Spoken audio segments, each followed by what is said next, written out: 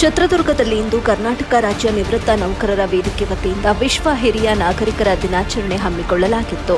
2022ರಿಂದ 2024ರ ಅವಧಿಯಲ್ಲಿ ನಿವೃತ್ತರಾದವರಿಗೆ 7ನೇ ವೇತನ ಆಯೋಗದ ಅನುಸಾರ ನಿವೃತ್ತಿ ಆರ್ಥಿಕ ಸೌಲಭ್ಯ ನೀಡಲು ಸರ್ಕಾರಕ್ಕೆ ಒತ್ತಾಯಿಸಿ ಕಪ್ಪು ಪಟ್ಟಿ ಧರಿಸಿ ಧರಣಿ ಸತ್ಯಾಗ್ರಹವನ್ನು ನಗರದ ಜಿಲ್ಲಾಧಿಕಾರಿ ಕಚೇರಿ ಮುಂಭಾಗದಲ್ಲಿ ನಡೆಸಿದರು.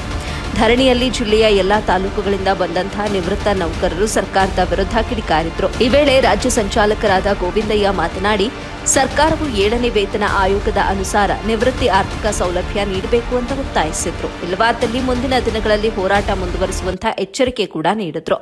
ಧರಣಿಯಲ್ಲಿ ರಾಜ್ಯ ಸಂಚಾಲಕರಾದ ಗೋವಿಂದಯ್ಯ, ಜಿಲ್ಲಾ ಸಂಚಾಲಕರಾದ ಡಿಟಿ ಜಗನ್ನಾಥ್, ರಮೇಶ್ ಮಧುರೈ, ತಾಲೂಕು ಸಂಚಾಲಕರಾದ BK Hanumanthappa, Neelakanthacharya, Challakere Dayanand, Hiriyur, GB Panchashari Hosadurga, R Lakshman ಹಾಗೂ ನಿವೃತ್ತ ನೌಕರರು ಹಾಜರಿದ್ದರು. ವರದಿ ವಸೀಕ್ ಅಹಮದ್, ಎಬಿ ನ್ಯೂಸ್ ಕನ್ನಡ, ಚಿತ್ರದುರ್ಗ. ಮುಖ್ಯಮಂತ್ರಿಗಳನ್ನ ಭೇಟಿಯಾದ್ವಿ.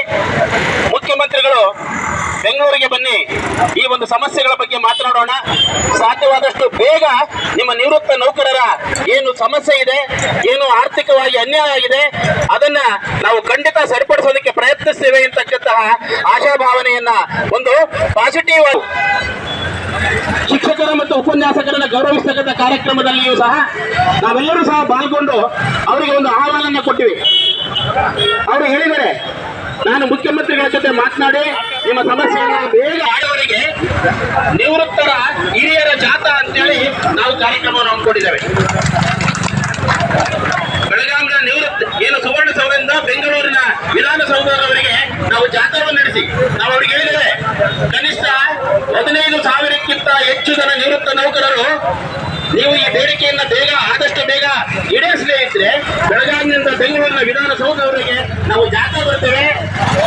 ಎಷ್ಟು ಹಿರಿಯ ನಾಗರಿಕರ ಪ್ರಾಣ ಬೇಕಾದ ತ್ಯಾಗ ಹಾಕಲಿ, ವಿಧಾನಸೌಧಕ್ಕೆ ಗುತ್ತಿಗೆ ಹಾಕಿ ಅಲ್ಲಿ ಉಪವಾಸ ಸತ್ಯಾಗ್ರಹವನ್ನು ಮಾಡ್ತೇವೆ ಅಂತಕ್ಕಂತಹ ಯಾವುದೇ ಧರಣಿಯನ್ನ ಮಾಡಿಲ್ಲ. ನಮ್ಮ ಇತಿಹಾಸದಲ್ಲಿ ಇದೇ ಮೊದಲ ಬಾರಿ ಸಮಾವೇಶ ನಡೆಸಿರೋದು, ಧರಣಿಯನ್ನು ನಡೆಸಿರೋದು. 2018ರಲ್ಲಿ 6ನೇ ವೇತನ ಆಯೋಗದಲ್ಲಿ ಸಹ 9 ತಿಂಗಳ ಅವಧಿಗೆ ಅನ್ಯಾಯ ಮಾಡಿದ್ರು. ಆಗ ಆ 9 ತಿಂಗಳ ಎಚ್ಚೆತ್ತುಕೊಳ್ಳಿಲ್ಲ. ಆದ್ರೆ ನಾವೆಲ್ಲರೂ ಸಮೇತ ಎಚ್ಚೆತ್ತುಕೊಂಡು ಈ ದಿನ ಸರ್ಕಾರವನ್ನ ಎಚ್ಚರಗೊಳಿಸತಕ್ಕಂಥ ಕೆಲಸವನ್ನು ಮಾಡ್ತಾ ಇದ್ದೇವೆ. ನಾವು ಹಿರಿಯ ನಾಗರಿಕರಿದ್ದೇವೆ, 60 ವರ್ಷ ವಯಸ್ಸನ್ನು ದಾಟಿದ್ದೇವೆ, 61-62 ವರ್ಷದವರಿದ್ದೇವೆ. 30ರಿಂದ 40 ವರ್ಷಗಳ ಕಾಲ ಸರ್ಕಾರದ ಸೇವೆಯನ್ನ ಮಾಡಿದ್ದೇವೆ, ಸಮಾಜದ ಸೇವೆಯನ್ನ ಮಾಡಿದ್ದೇವೆ, ಜನರ ಸೇವೆಯನ್ನ ಮಾಡಿದ್ದೇವೆ. ನಾವು ಮಾಡಿರ್ತಕ್ಕಂಥ ಸೇವೆಗೆ